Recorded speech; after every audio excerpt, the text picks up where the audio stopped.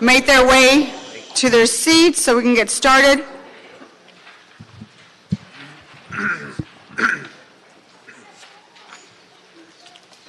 Good afternoon, everyone, and welcome to the Energy and Environment Committee.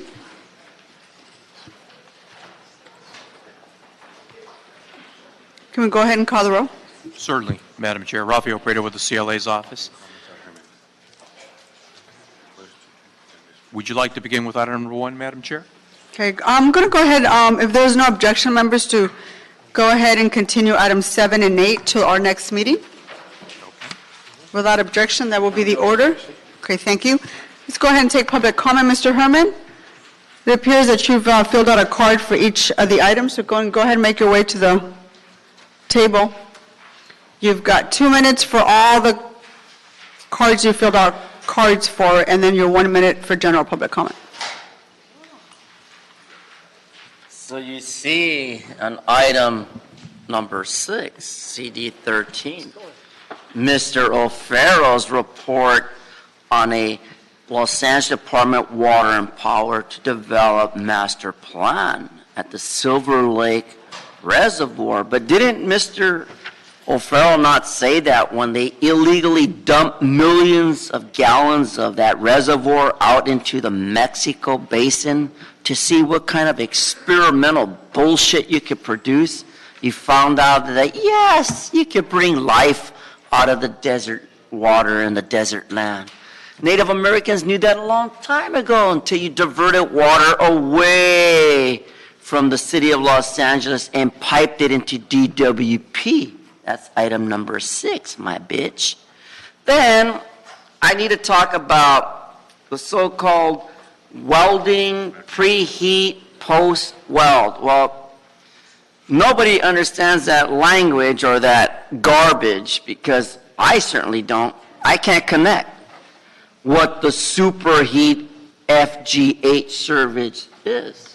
I desperately need more information to comprehend this bullshit of jargon that you people place on item number 9. And then I go into the so-called, did I get general public comment tied into all this? Almost. You want to go ahead and go into general? Yeah. Let me talk about the preamble. The preamble, we the people do not yield the sovereignty to this body or any body that served them.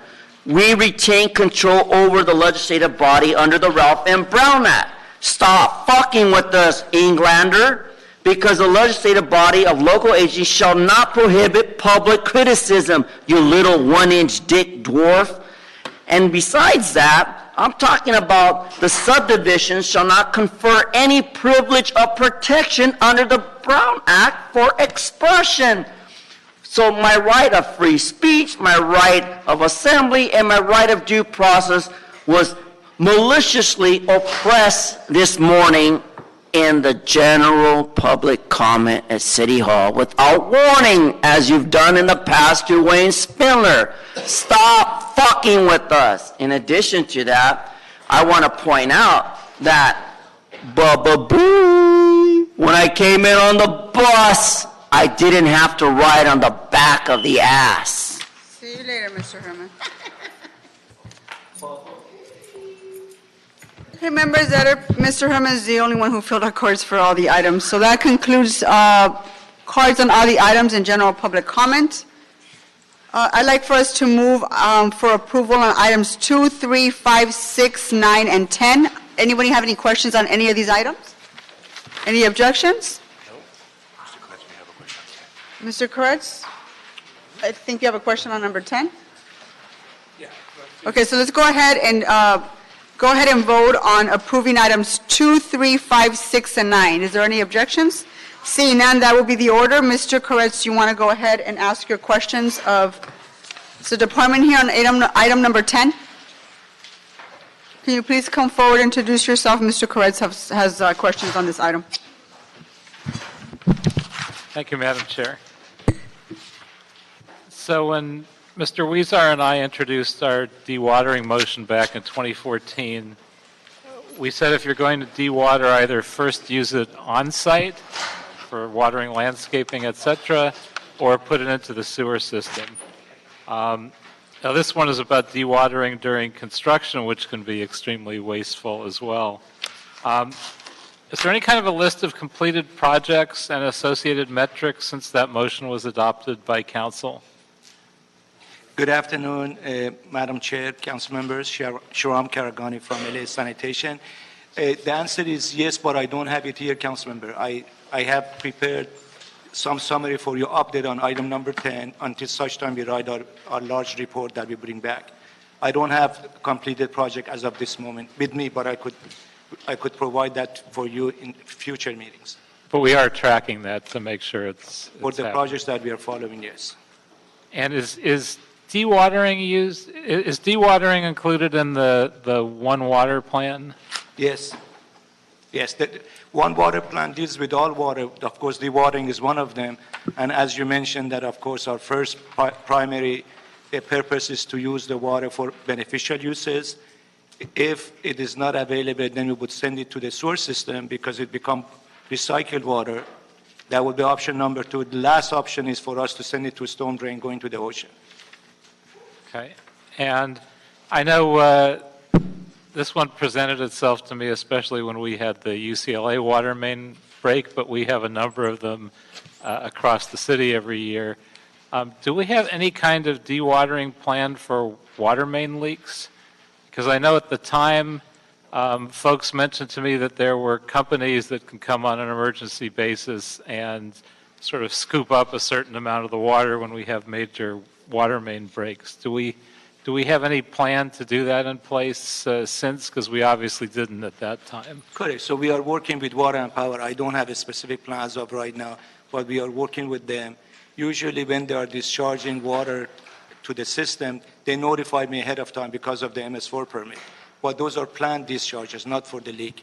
But we are working, as your motion suggests, there are a number of departments involved, Water and Power, Building and Safety, so we are working with them to put all of those issues in one report for you.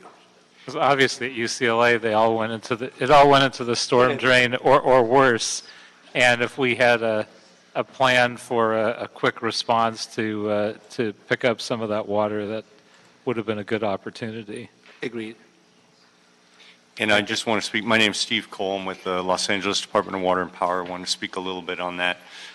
Former water distribution guy, now in water operations, and unfortunately our distribution guy is trying to make it here. He's probably a couple minutes out. But just to speak, we do have a policy in terms of our use of for water mains, especially with regular construction water. When we do normal outages, the emergencies are a little bit more difficult to handle sometimes, depending on the size and complexity of the issue. But we have prepared a policy in terms of how we use water and try and reuse it. We've been using it for irrigation, trying to get water captured into tanks, water trucks, and truck back for irrigation. And then in areas in which we can plan, we're trying to do that in a more planned approach. But we do have a policy. Maybe we can get you a copy of that policy, what we've put in place so far. And I know they're going to be here in about a minute or two, so I apologize. But we are working on that, both for construction and for emergencies. Madam Chair, do we want to Do you want to hold wait this for the discussion guys? for another Sure. 3 minutes? Yeah, if you could, that'd be great. Are they in the building? They are. They're Okay. probably working their way up from the garage, coming to the building. They All should right, be so here we any We minute. can go ahead and table this discussion for the time being. I will go ahead and call, you can go ahead and sit down, and then Great, when they thank come you. back, I'm going to have to take this item last then. Let's go ahead and take up items number 1 and 4 together. We can read that into the record. Certainly, Madam Chair, members. Item number 1 relates to CAO report relative to Prop O Clean Water General Obligation Bond, budget adjustments and funding considerations. And number 4, related matter, CAO report relative to proposed 50-year lease agreement between Bureau Sanitation and LAWA for the construction, operation, and maintenance of the Argo Drain Sub-Basin Stormwater Facility. We also have a report submitted attachment to the CAO report relative to the Public Works lease agreement. All right, thank you. And we have someone here from LAWA, CAO's office, and there's someone here from sanitation? Yes. Okay, you can speak on the item. And if you can just, from the CAO's office, just give us a recap of the report in item number 1. Okay, yes. So before you is a report regarding actions that was taken by the PROPO General Obligation Bonds Administrative Oversight Committee, as well as the Citizens Advisory or Oversight Advisory Committee at a special meeting, at its regular meeting of November 20th, 2017, and special meeting of January 25th, 2018. These items include the following: the transfer of identified project savings of $11 million in Machado Lake project to the program contingency, a budget increase of 2 existing projects, the Argo Drain project by $13.2 million from $30 million to $43.4 million, and the Temescal Canyon Park project increased by $658,000 from $4.4 million to $5.1 million. And we're also, another item that was approved the PROPO staffing appropriation of $6.5 million for fiscal year 2017-18 to account for eligible city staff costs in the bureaus of engineering, sanitation, and contract administration. A revision of the PROPO master schedule, which modified the project schedules for 16 projects and also closed out 2 projects. And the release of $12.4 million in project funds from the Taylor Yard G2 land acquisition to the program contingency. Since the land acquisition project was purchased by the city's Municipal Improvement Corporation of Los Angeles Make-A Commercial Paper Program, the PROPO funds for the Taylor Yard Lane acquisition project is no longer required. So we're also asking to concur with the recommendations of the AOC and the COAC to consider the following 6 projects for potential future PROPO funding considerations. This includes the Hollenbeck Park Lake Rehabilitation Project, the Fernangeles Park Stormwater Capture Project, the Public Right-of-Way Low Impact Development Projects, the Rosa Parks Learning Center Project, the Big Tahunga Canyon Via Verde, and the Taylor Yard G2 project. Currently, there's $15.7 million in remaining PROPO program budget, of which 12.9 is the recommended program contingency. This leaves $2.9 million in funds that is available for programming. The program contingency was established to ensure that sufficient funds exist to complete projects in progress. Therefore, approval of all the items that's before you in this report will increase the program contingency to $22.4 million. Is there any questions? Yeah, I have a question. So can you clarify what it means to put money in the program contingency versus transferring monies back to the PROPO program in general fund?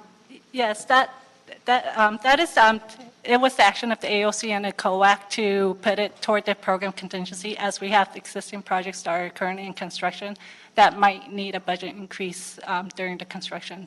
So that was to ensure that sufficient funds are needed to complete these existing projects before it be put back into the available program. And can you just, I'm curious about, in recommendation 7 and 8, it speaks about other projects. And I just want to ask you, does that action ensure that resources are going to be available for these projects as soon as the money's ready? Or does it mean do they have to compete for the money? That means they will have to compete for the money, yes. So if there is available funds and whatever projects come before the COAC and the AOC for approval and their design, their concept reports are ready and for approval, yes. Okay. If we want to have sanitation, go ahead and give us a summary of the Argo project. Right. So, as was indicated, Argo is a project that we have along the Santa Monica watershed. It's supposed to comply with the Santa Monica bacteria TMDA during the wet weather. And we have been negotiating with Lava for the past few years to acquire the land for which the project would be constructed.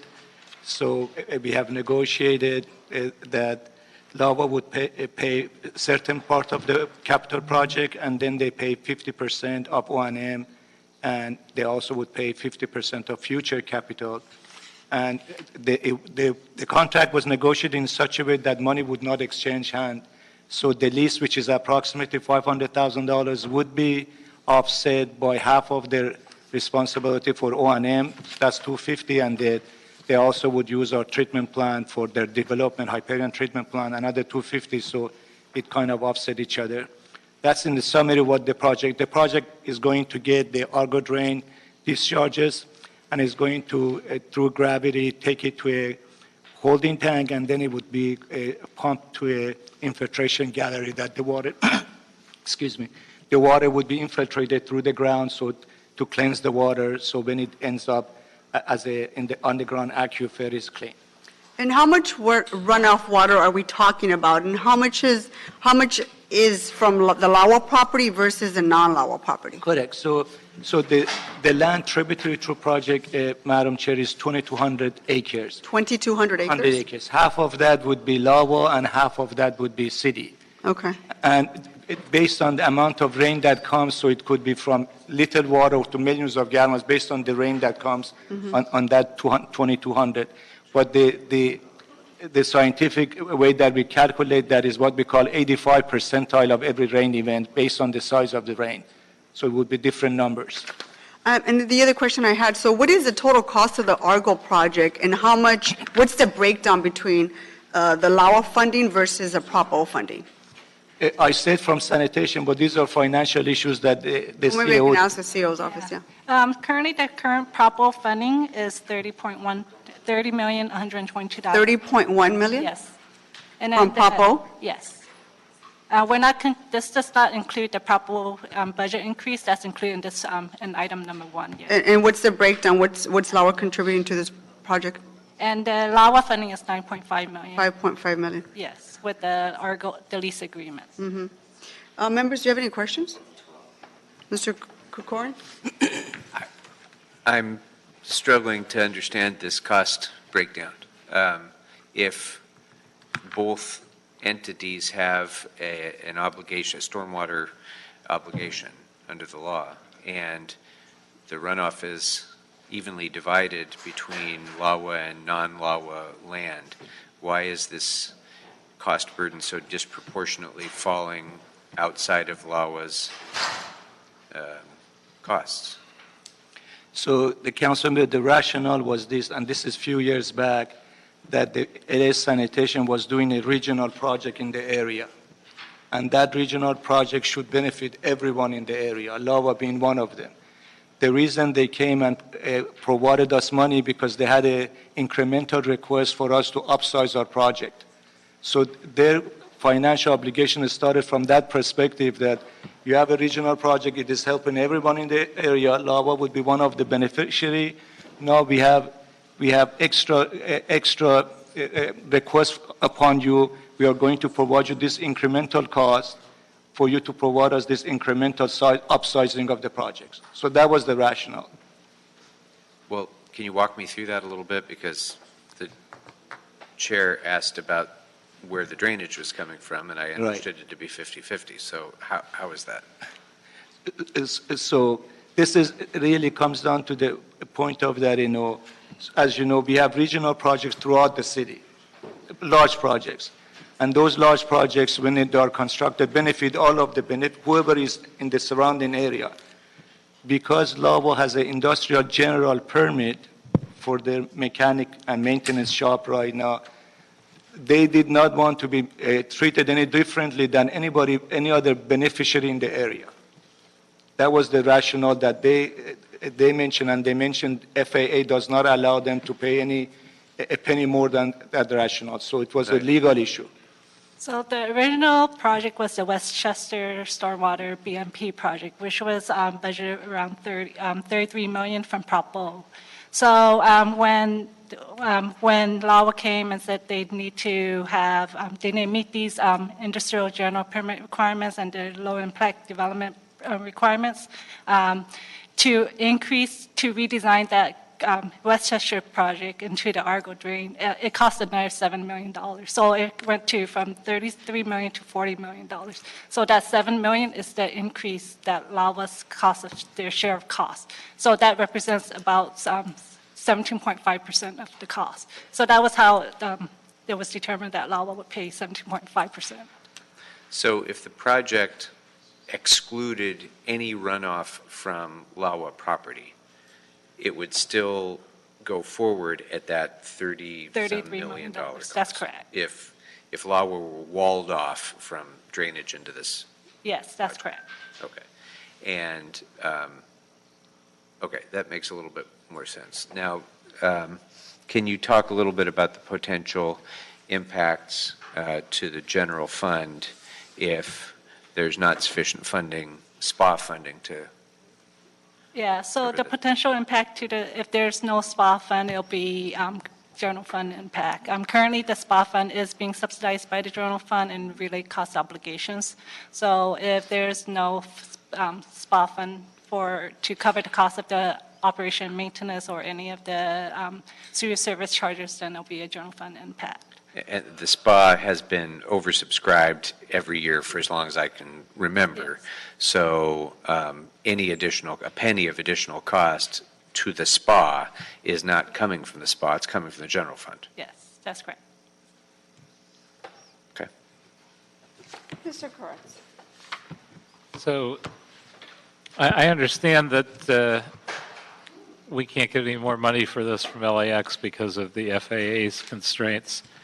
What does it cost us if we don't move forward with projects like this? Don't we have to show a certain amount of good faith to deal with our MS4 obligations?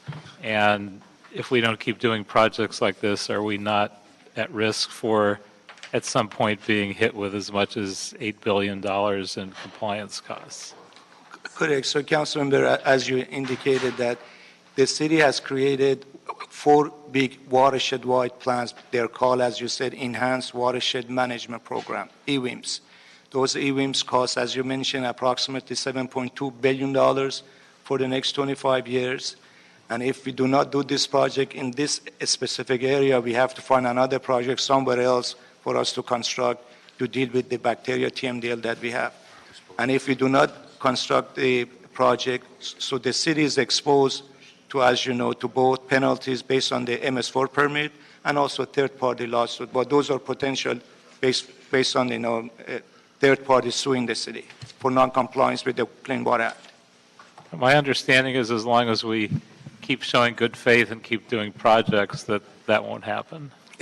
That's just the the risk that we are willing to take right now. As far as that, we have used obviously to show a lot of progress for dry weather bacteria, TMDL, and trash, and we are in 100% compliance. But the potential is there. Thank you. Mr. Cedillo has joined us, so we can make sure the record reflects that. Sir, do you have any questions? Well, I don't want to ask a question. I want to form it more in a comment. Sure. So, through this process, we had 12 million that was designated for G2. Mm-hmm. We found other funding, working with the state, made the acquisition. The money was for acquisition, and now that money is being diverted away from us. And so basically, we're being punished for being resourceful. And I don't think that's appropriate. I think that, we would like to be able to keep the money at either G2 or have the discretion to work with it in our district. We've got some places like Lincoln Park or MacArthur Park that could have great need there for us. And so I don't want to ask a question. I want to make a declaration that this is what our intent would be. This is what we'd like to be realized. Mm-hmm. Thank you, Mr. Cedillo. I did have another question to the CAO's office. So if any of the contract terms or the financial agreements, do they result in a financial impact to the general fund? Similar, I think Mr. Corian was For the lease implying that agreement? as well. For the lease For agreement? the contract terms and the financial agreements For all the projects? for all the projects, yeah. Do they have a fiscal There's no fiscal impact on the general fund? None? There's no fiscal impact to the general fund. They're all proper funded right now. Sir, did you want to add anything? Mark Adams, Los Angeles World Airports. We've conferred with the city attorney and the CLA and city clerk, and because the lease, for specific to item 4, because the lease was only received yesterday, I think we all agree that the time limit file, it's supposed to expire next week, I believe, but it should be reset to till yesterday, which would then extend the 30-day limit out until next month.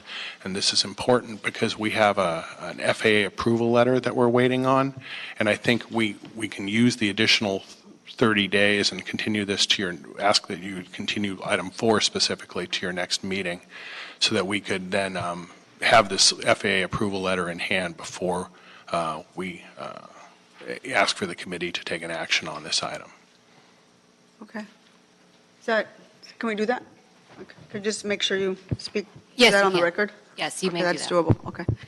So, members, I mean, I recognize the good intention of this project. I've never disputed that, and there's definitely an obligation to recharge our groundwater basin and manage our stormwater runoff. And this is an LAX project, and the same thing could be said about certain parts of the San Fernando Valley. So I want to make sure that we figure out a path to fund this project, but I also want to be comfortable. I'm not necessarily comfortable with the set of recommendations that are before us, so I do think that we need more time to be able to address those. So I'm glad you mentioned that. Are there any other questions, members? Mr. Cedillo, any other? I'm happy to move to table if that's the. Okay, so this is what I want to do. On item number 1, I would like to ask the CLA's office to provide a set of recommended actions that address concerns on the Argo project, the program budget contingency, and our commitment to the additional projects mentioned in the report. Because I think that's important to note. A lot of these projects that are in the report happen to be in communities of color and communities that have bear the burden of the environmental hazards in our city. So I think that we need to figure out how to fund those. And then the last thing is on item number 4, I'd like this item to be continued for further consideration in our committee. Is there any questions, objections? Okay, seeing none. That will be the order. Thank you very much. Members, do you have any other issues? Oh, you're going to, go ahead. Go ahead and read the recommendations from the CLA's office. Certainly, Madam Chair, I'll go ahead and read those recommendations into the record. So with respect to the CAO report, recommendations 3, 5, 9, actually 10 are okay as written. Number 1, some adjustments there.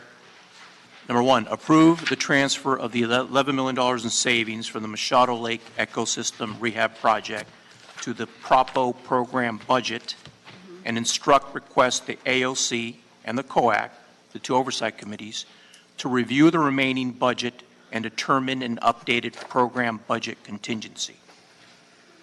Number 2, withhold further budget adjustments, increases in the Argo Drain Sub-Basin Facility project, and request Sanitation and LAWA to report back on an equitable funding allocation for the project, which takes under account commensurate water quality compliance responsibilities and share, and minimizes any fiscal impact to the SPA fund and the general fund. Number 4, withhold the release of funds of $12.4 million from the Taylor Yard land acquisition project to the program budget contingency until further review. Number 6, approve the modified master schedule in attachment C for 16 projects and the closeout of 2 projects, subject to technical adjustments associated to changes in the Argo Drain Sub-Basin project and the additional water quality projects specified. Number 7, concur with the recommendations of the PROPO Advisory Committee and COAC Committee to support the following 6 projects and designate set-aside PROPO funding for Hollenbeck Park Lake Rehab Project, for Angeles Park Stormwater Capture Project, Public Right-of-Way Low-Impact Development Projects, Rosa Parks Learning Center Projects, Big Tahunga Canyon Via Verde, Taylor Yard G2 Project. Number 9, instruct the Bureau of Sanitation to fully develop the 6 proposed projects and to seek funding commitments from non-PROPO funding sources in addition to PROPO funding. That completes the recommendations, Madam Chair and members. Any objections, members? Seeing none, that will be the order. Thank you. Our meeting is adjourned.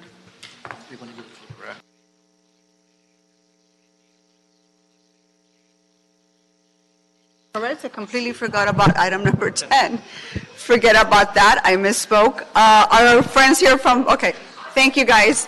If we can go ahead and call up the parties. Thank you very much. From Department of Water and Power, and appreciate it, Councilman Koretz. So let's go ahead and read the item number 10 into the record one more time. We took a minute for folks to get here to speak on this item. So do you want to read that into the record just one more time so everybody knows what item we're on? Number 10, motion, Bond and Koretz relative to the regulation and impacts of dewatering practices and related matters. So I just want to Okay, so clarify. now everyone's here. Perfect, thank you so much. I just want to clarify something I misspoke, and I want to clarify that on the, as I mentioned, that we picked up some of the water from the leaks. It's water, what we call construction water, but here to represent is Water Distribution Division, which handles all the piping, main breaks, et cetera. I'll let them introduce themselves. Good afternoon. My name is Breonna Lindsay. I'm the Director of Water Distribution at LADWP. I'm Jeff Bray, the Assistant Director with Water Distribution. And back in May of 2015, we did propose a water reuse policy. The policy was first initiated by Councilman Weezer after he noticed some water that was being discharged up at Eagle Rock Reservoir. And the purpose of this policy was to establish and ensure effective and consistent practices are utilized to reuse water. That water would have been, which water would have otherwise been wasted during planned dewatering of LADWP water system pipelines, tanks, and reservoirs for inspections, capital improvements, and repairs. This policy is effective during the drought conditions and at all other times as practical. This policy was put in place for when we, as a department, are installing new water lines, planned repairs, and anything that we would have to discharge our water mains. For unplanned leaks and repairs, since we don't know what the water may be contaminated with, there may be a sewer break or something along those lines that would possibly be contaminating the water. At that point, we would not utilize that water. The only time we would utilize the water is if we dewater our water mains and understand where the water is actually coming from. I can read a little bit further if you guys would like. Actions to reuse the water shall be considered in the following instances: draining of water mains, trunk lines, tanks, and reservoirs for planned repairs. And actions to reuse the water for this policy are captured underwater as applicable. Discharge to sewers in the instance where water can be discharged for cleaning of sewer lines for beneficial use. Collecting of water in tankers for further beneficial use. We've collected water in tankers and actually delivered the water to some of our reservoirs. Also, we had an agreement with Rec and Parks to actually deliver some of that water and water some of the facilities at those locations. And also, we also have an intra-system pumping that we currently use. We're in the process of purchasing no-des water. Mr. Herman, what seems to be the problem? You're disrupting the speaker. If you can't keep quiet, you need to leave. Yeah, and I just clarified as to why I did that. If you don't like it, you can leave. You know what? The You're dialogue done. with the chair is disruptive to the meeting. Can you ask him to escort him out, please? Thank you. Sorry about that, sir. No problem. No, you don't have a right. Happens every Shut single up and committee hearing, leave. every single council hearing. It happened at this one. Goodbye, Mr. Herman. So as I said before, we do have no problem. Wait, please. He's gone. Okay, thank you. Go ahead. No problem. So as I said before, LADWP does have a dewatering policy that was initiated back in May of 2015. I actually came here and delivered a policy along with Marty Adams and Mr. Jonathan Leon as well. So is there any questions concerning leak water or water reuse after construction work? Yeah, so I did want to ask you a question I was just asking before about what we would do in the case of large emergency water main leaks, like the one at UCLA.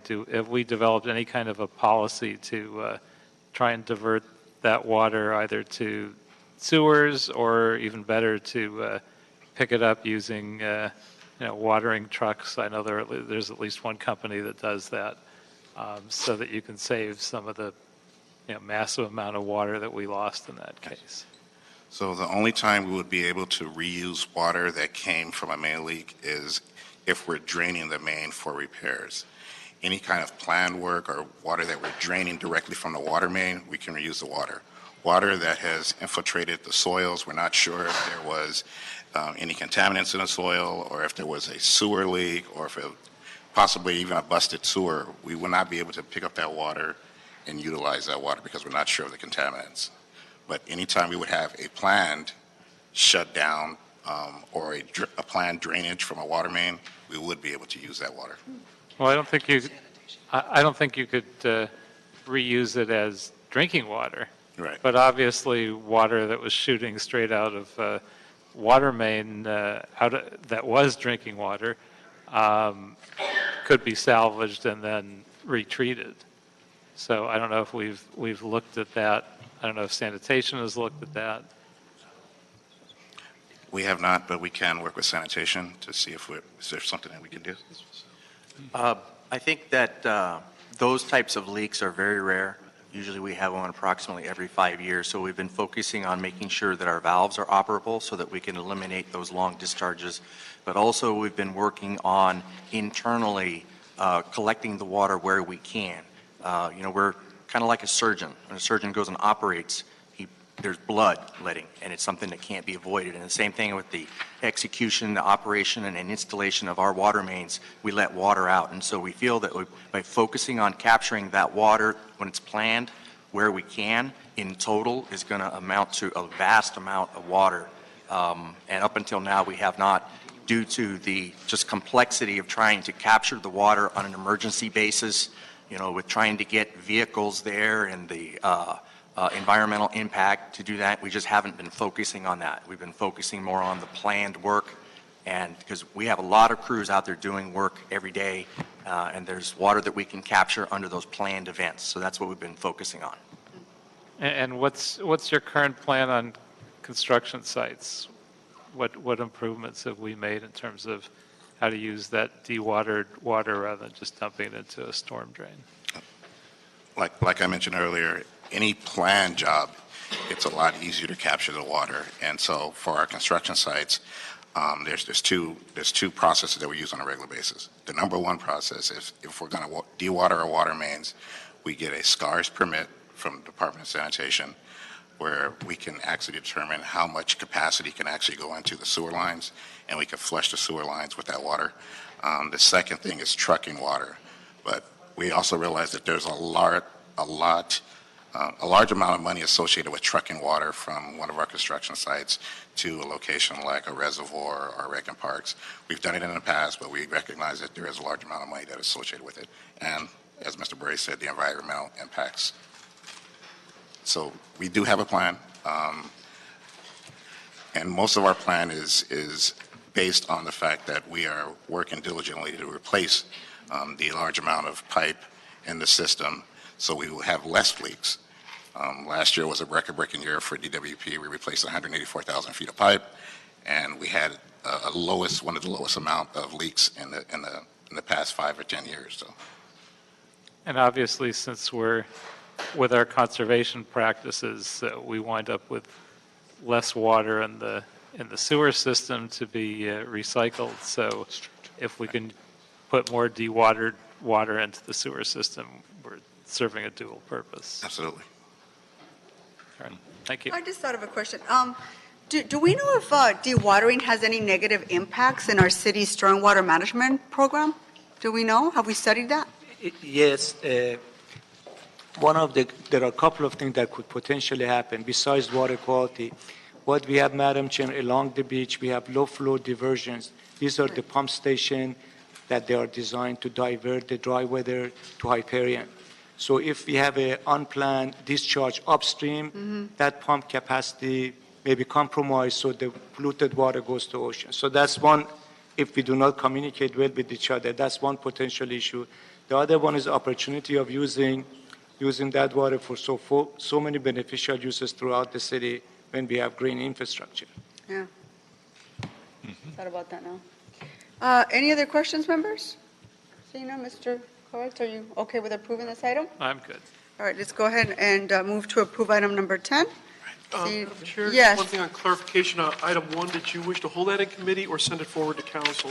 Say that again, item 1. Item 1, No, item 1, we made a series of recommendations that we read into the record. And then item number 4, I asked that this item continue in committee for further consideration. so number 1 Okay. goes forward. And item number 10, we just approved. Great. Got it? Thank you very much. Do have a Okay, now our copy- meeting is really adjourned. Okay, I do have a copy of policy if you guys Mr. would like. Corres would love to get a copy. Okay. Kidding. Thank you.